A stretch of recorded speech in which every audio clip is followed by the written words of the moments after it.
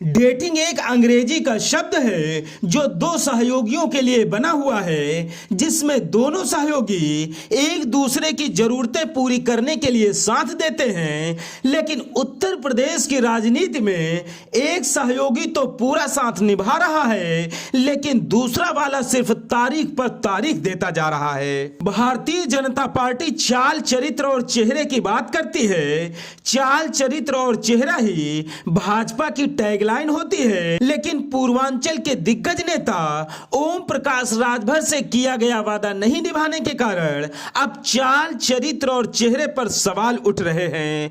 ओम प्रकाश राजभर पिछले साल 2023 में एनडीए का हिस्सा बने थे और अब 2024 चल रहा है, दूसरा साल लग चुका है, लेकिन ओम प्रकाश राजभर को भाजपा ने अभी तक मंत्री पद नहीं दिया है। कैबिनेट विस्तार की चर्चाएं तो कई बार हुई, लेकिन चर्चा सिर्फ चर्चा ही बनकर रह गई। दरअसल वादा खिलाफी ही भाजपा की असली पहचान है, चाहे वो जनता से हो या अपने सहयोगियों से हो। ओम प्रकाश राजभर खुद कई बार कह चुके हैं कि वो भाजपा में आए ही इसीलिए थे कि उनको मंत्री बनाया जाएगा, जिससे वो अपने समाज की तरक्की के लिए कुछ काम कर सकेंगे। ओम प्रकाश राजभर जी से जब पत्रकार पूछते हैं कि आप मंत्री कब बनेंगे, तो उन्होंने एकदम सटीक जवाब दिया कि जब भी कैबिनेट का विस्तार होगा उनकी सीट पक्की है, लेकिन दिल्ली और लखनऊ के बीच में मंत्रिमंडल विस्तार झूला झूल रहा है।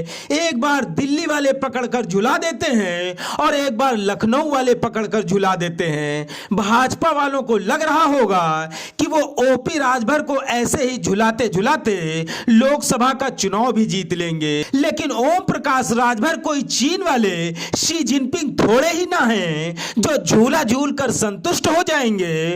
ओम प्रकाश राजभर ने धूल मिट्टी में खुद को खपाकर और मेहनत करके पूर्वांचल से लखनऊ में अपनी जगह बनाई है। जिन लोगों ने यह गलतफहमी पाल रखी है कि वो बिना मंत्री बनाए ओम प्रकाश राजभर से चुनावी लाभ ले लेंगे, वो बहुत बड़ी भूल कर रहे हैं। राजभर ने अभी से ताल ठोक कर कह दिया है कि जब तक मंत्री नहीं तब तक लोकसभा चुनाव में मदद भी नहीं। मतलब भारतीय जनता पार्टी पहले पूर्वांचल के नेता से किया हुआ अपना वादा पूरा करे, उसके बाद ही आगे कुछ उम्मीद पाले।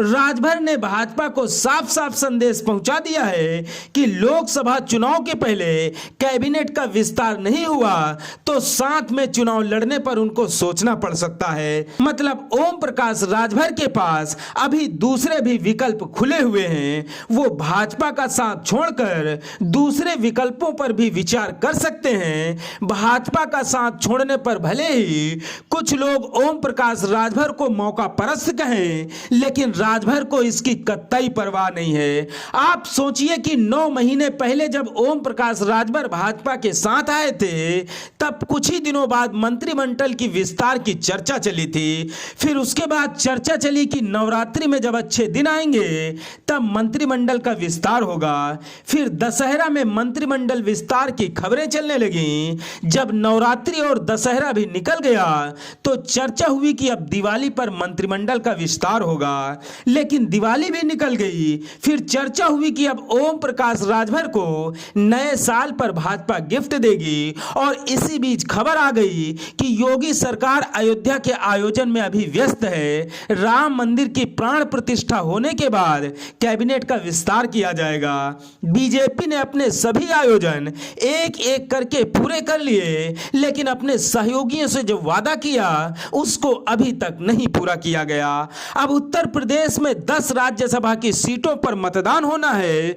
विधानसभा में संख्या बल के हिसाब से बीजेपी के 7 और सपा के 3 प्रत्याशी बड़े आराम से चुनाव जीत सकते हैं, लेकिन इसी बीच बीजेपी ने एक जाने माने बिल्डर संजय सेठ को अपने 8वें प्रत्याशी के तौर पर मैदान में उतार दिया है। मतलब अब 8वें प्रत्याशी को चुनाव में जीतने के लिए खेला करना पड़ेगा। मतलब अब 8वें प्रत्याशी को जिताने के लिए वोटों का जुगाड़ किया जाएगा।